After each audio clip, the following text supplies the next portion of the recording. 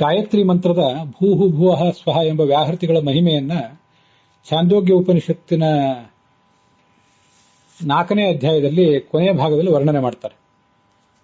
ಭೂಹು ಭುವಃ ಸ್ವಹ ಎಂಬ 3 ವ್ಯಾಹೃತಿಗಳಿಂದ ಪ್ರತಿಪಾದಿತವಾದಂತಹ ಭಗವಂತನ ವರಾಹ, ನರಸಿಂಹ ಮತ್ತು ಕಪಿಲ ಅನ್ನುವ ರೂಪಗಳ ಪರಿಚಯ ಅಲ್ಲಿ ಭಾಷ್ಯ ಮತ್ತು ಉಪನಿಷತ್ತು ಮತ್ತು ಅದರ ಭಾಷ್ಯದಿಂದ ಆಗ್ತದೆ. ಪ್ರಜಾಪತಿರ್ ಲೋಕಾನ್ ಅಭ್ಯತಪತ್ ತೇಷಾಂ ತಪ್ಯಮಾನಾನಾಂ ರಸಾನ್ ಪ್ರಾವೃಹತ್ ಅಗ್ನಿಂ ಪೃಥಿವ್ಯಾಃ ವಾಯುಮಂತರಿಕ್ಷಾತ್ ಆದಿತ್ಯಂ ದಿವಃ ತಾಹ ಏತಾಹ ತಿಸ್ರಃ ದೇವತಾಃ ಅಭ್ಯತಪತ್ ಅಂತ ಉಪನಿಷತ್ ಭಾಗ.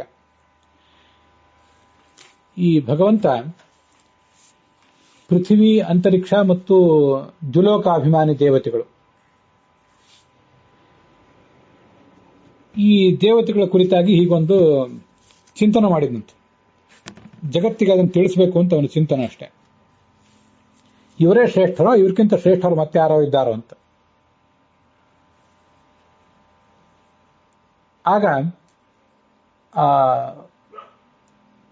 ಶ್ರೇಷ್ಠರಾದಂತಹ ದೇವತೆಗಳಿದ್ದಾರೆ ಅನ್ನೋದನ್ನ ಆತ ತಿಳಿದುಕೊಂಡ. ಪೃಥ್ವಿ ಅಭಿಮಾನಿ ದೇವತೆಗಳಿಗಿಂತ ಅಗ್ನಿ ಶ್ರೇಷ್ಠನಾಗಿದ್ದಾನೆ. ಪೃಥ್ವಿ 18ನೇ ಕಕ್ಷಾದಲ್ಲಿ ಇದ್ದಾಳೆ, ಅಗ್ನಿ 15ನೇ ಕಕ್ಷಾದಲ್ಲಿದ್ದಾನೆ. ಆಮೇಲೆ ಅಂತರಿಕ್ಷಾಭಿಮಾನಿ ದೇವತೆ ನಾಸಿಕ್ಯವಾಯು, ದ್ಯುಲೋಕಾಭಿಮಾನಿಯಾದಂತಹ ಆದಿತ್ಯ, ಇವರೆಲ್ಲರೂ ಕೂಡ ಆ ಪೃಥ್ವಿಗಿಂತ ಶ್ರೇಷ್ಠರು ಅಂತ ಅವನು ತಿಳಿದ. ಮತ್ತೆ ಅಗ್ನಿ, ನಾಸಿಕ್ಯವಾಯು ಮತ್ತು ಆದಿತ್ಯ ಏನಿದ್ದಾರಲ್ಲ, ಇವರಿಗಿಂತ ಶ್ರೇಷ್ಠ ಯಾರು? ಅದನ್ನು ಮತ್ತೆ ಹೀಗೆ ಆಲೋಚನೆ ಮಾಡಿದ. ಹೀಗೆ ಅವನಿಗೆ ತಿಳಿದು ಬಂತು,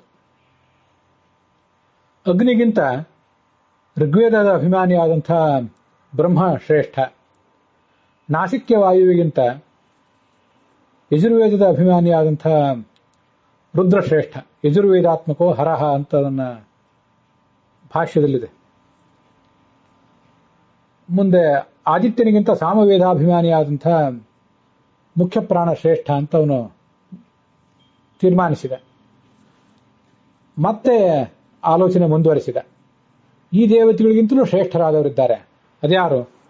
ಋಗ್ವೇದಾಭಿಮಾನಿಯಾದ ಚತುರ್ಮುಖ ಬ್ರಹ್ಮನಿಗಿಂತ ಭೂಶಬ್ದವಾಚ್ಯನಾದ ವರಾಹ ಶ್ರೇಷ್ಠ, ಯಜುರ್ವೇದಾಭಿಮಾನಿಯಾದಂತಹ ರುದ್ರನಿಗಿಂತ ಭುವಃ ಎಂಬ ಶಬ್ದದ ವಾಚ್ಯನಾದ ನರಸಿಂಹ ಶ್ರೇಷ್ಠ, ಸಾಮವೇದಾಭಿಮಾನಿಯಾದಂತಹ ಮುಖ್ಯ ಪ್ರಾಣನಿಗಿಂತ ಸ್ವಹ ಎಂಬ ಶಬ್ದವಾಚ್ಯನಾದ ಕಪಿಲ ಶ್ರೇಷ್ಠ ಅಂತ ಹೀಗೆ ತಿಳಿದುಕೊಂಡ. ಋಗ್ವೇದ ಅಗ್ನೇ ರಸಸ್ತು ಋಗ್ವೇದ ಮಾನಿ ಬ್ರಹ್ಮ ಚತುರ್ಮುಖ, ಇವೆಲ್ಲ ನಮ್ಗೆ ಗೊತ್ತಿರಬೇಕು. ಋಗ್ವೇದಕ್ಕೆ ಬ್ರಹ್ಮ ದೇವತೆ, ಯಜುರ್ವೇದಕ್ಕೆ ರುದ್ರ ದೇವತೆ, ಸಾಮವೇದಕ್ಕೆ ವಾಯು ದೇವತೆ, ಸಾಮವೇದದ ಅಭಿಮಾನಿ ಅವನು. ಋಚಃ ಶ್ರೀರ್ಗೀ ರುಮಾದ್ಯಾಶ್ಚ ಸಾಮ್ನಃ ಪ್ರಾಣಶಿವಾದಯ ಅಂತ ಗೀತಾ ಭಾಷ್ಯದಲ್ಲೂ ಕೂಡ ಸಾಮವೇದಕ್ಕೆ ಪ್ರಾಣ ಮತ್ತೆ ಶಿವನೂ ಕೂಡ ಅಭಿಮಾನಿ ಅಂತ ವರ್ಣನೆ ಮಾಡಿದ್ದಾರೆ.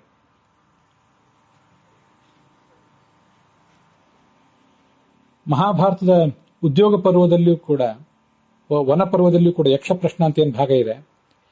ಕಿಮೇಕಂ ಯಜ್ಞೀಯಂ ಸಾಮ, ಯಜ್ಞಕ್ಕೆ ಸಂಬಂಧಪಟ್ಟ ಸಾಮವೇದದ ಅಭಿಮಾನಿ ದೇವತೆ ಯಾರು ಅಂತ ಯಕ್ಷ ಕೇಳಿದ ಪ್ರಶ್ನೆಗೆ ಪ್ರಾಣೋವೈ ಯಜ್ಞೀಯಂ ಮನಃ ಪ್ರಾಣೋವೈ ಯಜ್ಞೀಯಂ ಸಾಮ, ಇದು ಯುಧಿಷ್ಠಿರ ಕೊಟ್ಟಂತಹ ಉತ್ತರ. ಪ್ರಾಣನೇ ಯಜ್ಞಕ್ಕೆ ಸಂಬಂಧಪಟ್ಟಂತ ಸಾಮವೇದದ ಅಭಿಮಾನಿಯಾಗಿದ್ದಾನೆ. ಮನೋವೈ ಯಜ್ಞೀಯಂ ಯಜುಹು, ಯಜ್ಞಕ್ಕೆ ಸಂಬಂಧಪಟ್ಟಂಥ ಮನಸ್ಸಿನ ದೇವತೆ ಅಂದ್ರೆ ಯಜುಹು, ಯಜುರ್ವೇದದ ಅಭಿಮಾನಿಯಾದಂತಹ ರುದ್ರ ಅಂತ ಆ ಮಹಾಭಾರತದಲ್ಲೂ ಕೂಡ ಈ ವಿಷಯ ಬಂದಿದೆ. ವರಾಹ ಸಿಂಹ ಕಪಿಲಾಹ ತೇಷಾಂ ಭೂರಾಜ ನಾಮಕಾಹ, ಭೂಹು ಭುವಃ ಸ್ವಹ ಎಂಬ ಈ 3 ರೂಪ ವ್ಯಾಹೃತಿಗಳಿಗೆ ವರಾಹ, ನರಸಿಂಹ ಮತ್ತು ಕಪಿಲ ಅನ್ನೋ 3 ರೂಪಗಳು ವಾಚ್ಯವಾಗಿವೆ ಅಂತ ನಮಗೆ ಗೊತ್ತಿರಬೇಕು. ಅನಿರುದ್ಧ, ಪ್ರದ್ಯುಮ್ನ ಮತ್ತೆ ಸಂಕರ್ಷಣ ಅನ್ನೋ ರೂಪಗಳು ಅವಕ್ಕೆ ವಾಚ್ಯ ಆಗಿವೆ ಅಂತ ಹಿಂದೆ ನಾವು ನೋಡಿದ್ದೇವೆ. ಅದಲ್ಲದೆ ಈ ರೂಪಗಳು ಕೂಡ ವಾಚ್ಯವಾಗಿವೆ. ಈ ಭೂಹು ಭುವಃ ಸ್ವಹ ಅನ್ನೋ ವ್ಯಾಹೃತಿಗಳ ಮತ್ತೊಂದು ವೈಶಿಷ್ಟ್ಯ ಇದೆ. ಯಜ್ಞದಲ್ಲಿ ಏನಾದರೂ ಲೋಪ ಆದರೆ ಆಗ ಈ ವ್ಯಾಹೃತಿ ಹೋಮ ಮಾಡಬೇಕು. ಅದನ್ನು ಈ ಛಾಂದೋಗ್ಯ ಉಪನಿಷತ್ತಿನ ಈ ಭಾಗದಲ್ಲೇ ಹೇಳ್ತಾರೆ. ತದ್ಯದಿ ರಿಕ್ತಃ ರಿಷ್ಯೇತ್ ಭೂಸ್ವಾಹ ಇತಿ ಗಾರ್ಹಪತ್ಯೇ ಜುಹುಯಾತ್ ರಚಾಮೇವ ತದೃತೇನ ರಚಾಂ ವೀರ್ಯೇಣ ರಚಾಂ ಯಜ್ಞಸ್ಯ ವಿರಿಷ್ಟಿಂ ಸಂದಧಾತಿ. ಯಜ್ಞ ಮಾಡುವಾಗ ಋಗ್ವೇದ, ಯಜುರ್ವೇದ, ಸಾಮವೇದ ಇದೆಲ್ಲದರದ್ದು ಕೂಡ ಸಂಬಂಧಪಟ್ಟಂತಹ ಪುರೋಹಿತರು ಇರ್ತಾರೆ. ಬೇರೆ ಬೇರೆ ಆಹುತಿಗಳನ್ನು ಹಾಕ್ತಿರ್ತಾರೆ, ಬೇರೆ ಬೇರೆ ಮಂತ್ರಗಳನ್ನು ಹೇಳ್ತಾ ಇರ್ತಾರೆ. ಅಲ್ಲಿ ಋಗ್ವೇದಕ್ಕೆ ಸಂಬಂಧಪಟ್ಟಂತೆ ಏನಾದರೂ ಲೋಪ ಆದರೆ ಆಗ ಬ್ರಹ್ಮ ಅಂತ ಒಬ್ಬ ಋತ್ವಿಕ್ ಅಲ್ಲಿರ್ತಾನಲ್ಲ, ಇದನ್ನು ಸರಿಪಡಿಸುವಂತ ಪ್ರಯತ್ನ ಮಾಡಬೇಕು ಅವನು. ನಮಗೆ ಇದು ಯಜ್ಞಕ್ಕೆ ಸಂಬಂಧಪಟ್ಟಂತೆ ಗೊತ್ತಿರಬೇಕು. ಋಗ್ವೇದಕ್ಕೆ ಸಂಬಂಧಪಟ್ಟಂತೆ ಹೋತ ಅಂತ ಒಬ್ಬ ಪುರೋಹಿತ, ದೇವತೆಗಳನ್ನು ಕರೆಯುವವನು. ಯಜುರ್ವೇದಕ್ಕೆ ಸಂಬಂಧಪಟ್ಟಂತೆ ಅಧ್ವರ್ಯುವಂತ ಒಬ್ಬ ಪುರೋಹಿತ, ಆಹುತಿಗಳನ್ನು ಹಾಕುವವನು. ಮತ್ತೆ ಸಾಮವೇದಕ್ಕೆ ಸಂಬಂಧಪಟ್ಟಂತೆ ಉದ್ಗಾತ ಅಂತ ಮಂತ್ರಗಳನ್ನು ಹಾಡುವವನು ಅಂತಿಷ್ಟು ಜನ ಪುರೋಹಿತರಿರ್ತಾರೆ. ಇವರು ಮೂವರನ್ನೂ ಕೂಡ ಗಮನಿಸಿ ಅಲ್ಲೇನಾದ್ರೂ ಲೋಪ ಬಂದರೆ ಅದಕ್ಕೆ ಪರಿಹಾರವನ್ನು ಹೇಳಲಿಕ್ಕೆ ಅಂತ ಬ್ರಹ್ಮ ಅಂತ ಮತ್ತೊಬ್ಬ ದೊಡ್ಡ ಪುರೋಹಿತ ಇರ್ತಾನೆ. ಅವರೆಲ್ಲರಿಗೂ ಕೂಡ ಮೂರು ಜನ ಸಹಾಯಕರು ಇರ್ತಾರೆ. ಒಟ್ಟಾರೆ ಈ 4 ಜನ, ಆ 3 ಜನ, ಆ 12 ಜನ, 16 ಜನ ಪುರೋಹಿತರಾಗ್ತಾರೆ. ವ್ಯಾಹೃತಿಭಿಸ್ತೋ ಜುಹ್ವನ್ ಬ್ರಹ್ಮೈವಂ ವಿದ್ವಿರಿಷ್ಟಿತಃ ಸರ್ವಾನ್ ಸರತ್ವಿಜೋ ರಕ್ಷೇತ್ ಬ್ರಹ್ಮೈವಂ ವಿತ್ತತೋ ಭವೇತ್ ಇತಿ ಚ. ಇದು ಛಾಂದೋಗ್ಯ ಉಪನಿಷತ್ನಲ್ಲೇ ಅಲ್ಲೇ ಭಾಷ್ಯದಲ್ಲಿ, ಉಪನಿಷತ್ ಭಾಷ್ಯದಲ್ಲಿ ಬಂದಿರುವಂತಹ ಭಾಗ ಇದು. ವ್ಯಾಹೃತಿಗಳು ಭಗವಂತನ ನಾಮ ಆದ್ದರಿಂದ ವ್ಯಾಹೃತಿಗಳ ಮಹಿಮೆಯನ್ನು ತಿಳಿದಂಥ ಆ ಬ್ರಹ್ಮ ಎಂಬ ಮೇಲ್ವಿಚಾರಕ ಋತ್ವಿಕ್ ಏನಿದ್ದಾನೆ, ವ್ಯಾಹೃತಿ ಹೋಮ ಮಾಡಿ ಆ ಋತ್ವಿಕಗಳನ್ನು, ಯಜಮಾನನನ್ನು, ಅಲ್ಲಿ ಬಂದಂಥವ್ರು ಎಲ್ಲರನ್ನೂ ಕೂಡ ಆ ಬಂದಿರುವಂತಹ ಲೋಪದೋಷದಿಂದ ಪರಿಹಾರ ಮಾಡಬೇಕು. ಹಾಗಾಗಿ ವ್ಯಾಹೃತಿ ತತ್ವದಲ್ಲಿ ವ್ಯಾಹೃತಿಯ ಮಹಿಮೆಯನ್ನು ತಿಳಿದಂತಹ ಮಹಾಜ್ಞಾನಿಯೇ ಬ್ರಹ್ಮ ಆಗಬೇಕು ಅಂತ ಅದರ ತಾತ್ಪರ್ಯ. ಇಷ್ಟು ವೈಶಿಷ್ಟ್ಯ ಇದೆ ಅದಕ್ಕೆ. ಅಥ ಯದಿ ಯಜುಷ್ಟೋ ರಿಷ್ಯೇತ್, ಯಜುರ್ವೇದಕ್ಕೆ ಸಂಬಂಧಪಟ್ಟಂತೆ ಏನಾದರೂ ಲೋಪ ಬಂದರೆ ಆ ಬ್ರಹ್ಮ ಭುವಃ ಸ್ವಾಹ ಎಂಬ ಮಂತ್ರದಿಂದ ನರಸಿಂಹನನ್ನು ಉದ್ದೇಶಿಸಿ ಹೋಮ ಮಾಡಬೇಕು. ಭೂಸ್ವಾಹ ಅಂತ ಮೊದಲನೇ ಹೋಮ ಏನಿದೆ ಅದು ವರಾಹನನ್ನು ಕುರಿತಾಗಿ, ನರಸಿಂಹನನ್ನು ಕುರಿತು ಮಾಡುವ ಹೋಮ ಭುವಃ ಎಂಬ ಎರಡನೇ ವ್ಯಾಹೃತಿಯಿಂದ ದಕ್ಷಿಣಾಗ್ನಿಯಲ್ಲಿ ಮಾಡಬೇಕಂತದನ್ನು.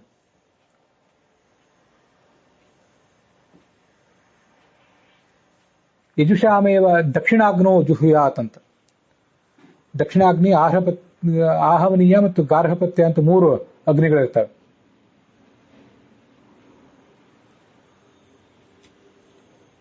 ಗಾರ್ಹಪತ್ಯ ಅಂತಂದ್ರೆ ಆ ಗೃಹಪತಿ, ಯಜಮಾನನಾದವನು ಏನಿರ್ತಾನೆ ತನ್ನ ಮನೆಯಲ್ಲಿ ನಿತ್ಯ ಅಗ್ನಿಯನ್ನು ಉಪಯೋಗ ಮಾಡ್ಕೊಂಡಿರ್ತಾನಲ್ಲ, ಆ ಅಗ್ನಿಯೇ ಗಾರ್ಹಪತ್ಯ ಅಗ್ನಿ. ಇದ್ರ ಬಗ್ಗೆ ಎಲ್ಲ ಹಿಂದೆ ಹೇಳಿದ್ದೆ. ಅಲ್ಲಿ ಹೇಳಿರುವಂತಹ ಎಲ್ಲಾ ಅಂಶಗಳು ನನಗೆ ಈಗೇನು ನೆನಪಿಲ್ಲ. ಆಹವನೀಯ ಅಂದ್ರೆ ವಿಶೇಷ ಆ ಒಂದು ನಿರ್ದಿಷ್ಟ ಕ್ರಮಕ್ಕಾಗಿ, ನಿರ್ದಿಷ್ಟ ಯಜ್ಞಕ್ಕಾಗಿ ತಯಾರು ಮಾಡಿಕೊಂಡಿರುವಂಥ ಯಜ್ಞಕುಂಡ ಅಂತ ಅದರ ಅರ್ಥ. ದಕ್ಷಿಣಾಗ್ನಿ ಅನ್ನೋದನ್ನು ಕೂಡ ಈ ಹಿಂದೆ ಹೇಳಿದ್ದೆ, ಈ ಸದ್ಯ ನೆನಪಾಗ್ತಿಲ್ಲ, ಮತ್ತೊಮ್ಮೆ ಯಾವಾಗಾದ್ರೂ ಹೇಳ್ತೇನೆ ಅದನ್ನು. ಹೀಗೆ ಭುವಃ ಎಂಬ ವ್ಯಾಹೃತಿಯಿಂದ ನರಸಿಂಹನನ್ನ ದಕ್ಷಿಣಾಗ್ನಿಯಲ್ಲಿ ಪ್ರಾಯಶ್ಚಿತ್ತ ಹೋಮ, ಈಗ ಸ್ವಲ್ಪ ನೆನಪಿಗೆ ಬರ್ತಿದೆ, ದಕ್ಷಿಣಾಗ್ನಿ ಇರುವುದು ಪ್ರಾಯಶ್ಚಿತ್ತ ಹೋಮಗಳು ನಡೀಲಿಕ್ಕಾಗಿಯೇ.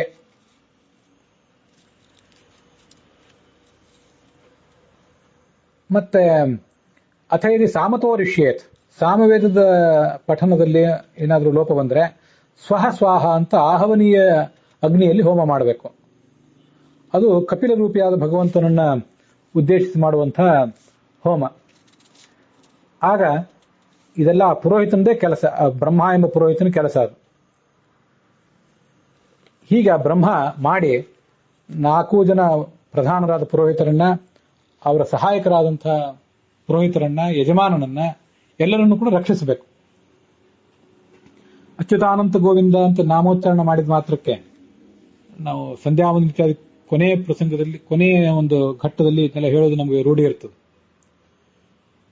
ಮಾತ್ರಾಹೀನಂ, ಸ್ವರಹೀನಂ ಏನಾದರೂ ಅಸ್ತವ್ಯಸ್ತಗಳಾಗಿದ್ದರೆ ಅದೆಲ್ಲವೂ ಕೂಡ ಅಚ್ಯುತಾಯ ನಮಃ, ಅನಂತಾಯ ನಮಃ, ಗೋವಿಂದಾಯ ನಮಃ ಅಂತ 3 ಮಂತ್ರಗಳನ್ನು ಹೇಳಿಬಿಟ್ರೆ ಎಲ್ಲಾ ಪರಿಹಾರ ಆಗ್ತದೆ ಅಂತ ಏನು ಹೇಳ್ತಾರೆ. ಆ ಥರದ್ದು ಅಚ್ಯುತ ಅನಂತ ಗೋವಿಂದ ಅನ್ನುವು ಪುರಾಣದಲ್ಲಿ ಕಂಡು ಬಂದಿರುವಂತಹ ನಾಮಗಳು. ಭೂಹು ಭುವಃ ಸ್ವಹ ಅನ್ನುವುದು ವೈದಿಕವಾದಂತಹ ನಾಮಗಳು, ಗಾಯತ್ರಿ ಮಂತ್ರದಲ್ಲೇ ಕಂಡು ಬಂದಿರುವಂಥವು. ಅವು ವ್ಯಾಹೃತಿ ಅಂತ ಬಂತಲ್ಲ, ವ್ಯಾಹೃತಿ ಅನ್ನೋ ಶಬ್ದಕ್ಕೆ ಅರ್ಥ ಏನು ಹಿಂದೆ ನಾವು ನೋಡಿದ್ದೇವೆ. ವಿಶೇಷವಾಗಿ ಭಗವಂತನನ್ನ ಭಕ್ತರ ಬಳಿಗೆ ತರುವಂಥವು, ವಿಶೇಷವಾಗಿ ಭಗವಂತನನ್ನ ತಿಳಿಸುವಂಥವು. ವಿ ಅಂದ್ರೆ ವಿಶೇಷವಾಗಿ, ಆಹರಂತಿ ಅಂದ್ರೆ ತಿಳಿಸುತ್ತವೆ. ನಾವು ಇಲ್ಲಿ ವ್ಯಾಹೃತಿ ಅಂದ್ರೆ ಆ ದೋಷ ಪರಿಹಾರಕ ಅಂತ ಅರ್ಥ ಮಾಡಬೇಕಲ್ಲ, ಅದಕ್ಕಾಗಿ ವಿ ವಿಶೇಷವಾಗಿ, ಆ ಪೂರ್ಣವಾಗಿ, ಹರಂತಿ ಈ ದೋಷವನ್ನು ಪರಿಹಾರ ಮಾಡ್ತವೆ ಅಂತ ಇನ್ನೊಂದು ಅರ್ಥವನ್ನು ಕೂಡ ನಾವು ಮಾಡ್ಕೊಳ್ಬಹುದು. ಮೊದಲಿನ ಎರಡು ಅರ್ಥ ಆಚಾರ್ಯರು ತೈತರಿಯ ಭಾಷ್ಯದಲ್ಲಿ ಹೇಳಿದ್ದು.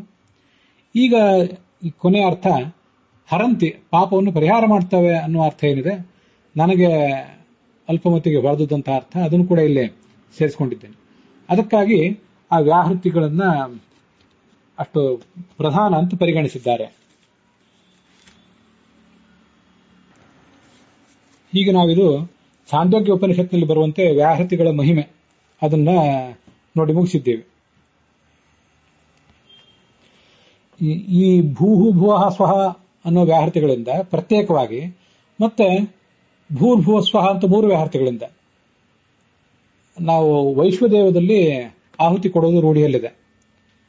ಅಗ್ನೇಹೇ ವೈಷ್ಣವತ್ವ ಸಿದ್ಧಾರ್ಥಂ ಅಂತ ಲೌಕಿಕವಾದಂತಹ ಒಂದು ಅಗ್ನಿ ಇದೆ, ನಮ್ಮ ಇದ್ದಲಿನಲ್ಲೋ ಕಟ್ಟಿಗೆಯಲ್ಲೋ ಹೊತ್ತಿಸಿದಂಥ ಒಂದು ಬೆಂಕಿ ಅದು. ಆ ಅಗ್ನಿಯಲ್ಲಿ ವೈಷ್ಣವತ್ವ ಬರಬೇಕು ಅನ್ನೋ ದೃಷ್ಟಿಯಿಂದ ವ್ಯಸ್ತ ಸಮಸ್ತ ವ್ಯಾಹೃತಿಗಳಿಂದ, ವ್ಯಸ್ತ ಅಂದ್ರೆ ಭೂಹು ಭುವಃ ಸ್ವಹ ಅಂತ 3 ಪ್ರತ್ಯೇಕವಾಗಿ ಬಿಡಿಸಿ ಬಿಡಿಸಿ ಹೇಳಲ್ಪಟ್ಟ ವ್ಯಾಹೃತಿಗಳು. ಸಮಸ್ತ ವ್ಯಾಹೃತಿಗಳು ಅಂದ್ರೆ ಭೂರ್ಭುವ ಸ್ವಹ ಅಂತ. ಹೀಗೆ ವ್ಯಾಹೃತಿಗಳಿಂದ ಆಹುತಿ ಕೊಡ್ತೇವೆ. ಆ ವೈಶ್ವದೈವದಲ್ಲಿ ಏನು ಆಹುತಿಗಳನ್ನು ಹಾಕ್ತೇವಲ್ಲ, ಭೂಹು ಅಜ್ಞಾತ್ಮನೆಯ ಶ್ರೀ ಅನಿರುದ್ಧಾಯ ಇದನ್ನು ಅಂತ ಹೇಳ್ತೇವೆ. ಯಾಕಂದ್ರೆ ಭೂಹು ಎಂಬ ಶಬ್ದ ವಾಚ್ಯದಿಂದ ಎಂಬ ವ್ಯಾಹೃತಿಯಿಂದ ವಾಚ್ಯನಾದವನು ಅನಿರುದ್ಧ. ನಾವು ಅದನ್ನ ಹಿಂದೆ ತೈತರಿಯ ಉಪನಿಷತ್ತು ಭಾಷ್ಯ ಮತ್ತೆ ಛಾಂದೋಗ್ಯ ಭಾಷ್ಯಕ್ಕೆ ಅನುಸಾರವಾಗಿ ನೋಡಿದ್ದೇವೆ. ಮತ್ತೆ ಅವನು ಅಜ್ಞಾತ್ಮನೆ ಅಂದ್ರೆ ಅಗ್ನಿಯಲ್ಲಿ ಅಂತರ್ಗತನಾಗಿದ್ದಾನೆ. ಹುತಾಶಯ ಸಂವ್ಯವಸ್ಥಿತ ಅಂತ ತೈತರಿಯ ಉಪನಿಷತ್ತು ಈ ಅನಿರುದ್ಧ ರೂಪಿಯಾದ ಭಗವಂತ ಅಗ್ನಿಯಲ್ಲಿದ್ದಾನೆ ಅಂತ ವರ್ಣನೆ ಮಾಡಿದೆ. ಭೂರಿತ್ಯಗ್ನೌ ಪ್ರತಿಷ್ಠತಿ ಭುವ ಇತಿ ವಾಯೌ ಸುವರಿತ್ಯಾದಿತ್ಯೆ ಅಂತ ತೈತರಿಯ ಉಪನಿಷತ್ತಿನ ಮೂಲ ವಾಕ್ಯಗಳಿವೆ. ಆಮೇಲೆ ಭುವಃ ವಾಯುವಾತ್ಮನೇ ಶ್ರೀ ಪ್ರದ್ಯುಮ್ನಾಯದನ್ನ ಮಮ, ವಾಯುವಿನಲ್ಲಿ ಅಂತರ್ಗತನಾದ ಪ್ರದ್ಯುಮ್ನನಿಗೆ ಅಂತ ಭುವಃ ಎಂಬ ವ್ಯಾಹೃತಿಯಿಂದ ಆಹುತಿ ಹಾಕ್ತೇವೆ. ಇವೆಲ್ಲ ತುಪ್ಪದಿಂದ ಹಾಕುವಂಥವು. ಆಮೇಲೆ ಸ್ವಹ ಸೂರ್ಯಾತ್ಮನೇ ಸಂಕರ್ಷಣಾಯದನ್ನ ಮಮ, ಸೂರ್ಯನಲ್ಲಿ ಅಂತರ್ಗತನಾದ ಸಂಕರ್ಷಣ ರೂಪಿಯಾದ ಭಗವಂತನಿಗೆ ಆಹುತಿಯನ್ನು ಹಾಕ್ತೇವೆ. ಕೊನೆಗೆ ಸಮಸ್ತ ವ್ಯಾಹೃತಿಗಳಿಂದ ಓಂ ಭೂರ್ಭುವ ಸ್ವಹ ಪ್ರಜಾಪತ್ಯಾತ್ಮನೇ ಪ್ರಜಾಪತಿ ಶ್ರೀ ವಾಸುದೇವಾಯದನ್ನ ಮಮ ಅಂತ ಹೇಳ್ತೇವೆ. ಹೀಗೆ ಆ ವ್ಯಾಹೃತಿಗಳಿಂದ ಹೋಮ ಮಾಡುವುದು ಯಜ್ಞದಲ್ಲಿ ಲೋಪ ಆದಾಗ ಮಾತ್ರ ಅಲ್ಲ, ಇಂಥ ಉಪಾಸನಾ ವೈಶ್ವದೇವ ಮೊದಲಾದ ನಿರ್ದಿಷ್ಟ ಕ್ರಮಗಳಲ್ಲೂ ಕೂಡ, ನಿರ್ದಿಷ್ಟ ದೈನಂದಿನ ಕರ್ತವ್ಯಗಳಲ್ಲೂ ಕೂಡ ಈ ಥರ ವ್ಯಾಹೃತಿ ಹೋಮ ಮಾಡುವುದಕ್ಕೆ ಒಂದು ಮಹತ್ವ ಇದೆ ಅಂತ ನಾವು ತಿಳಿಯಬೇಕು. ಇಲ್ಲಿಗೆ ಈ ಭಾಗ ಸಮಾಪ್ತವಾಗಿದೆ.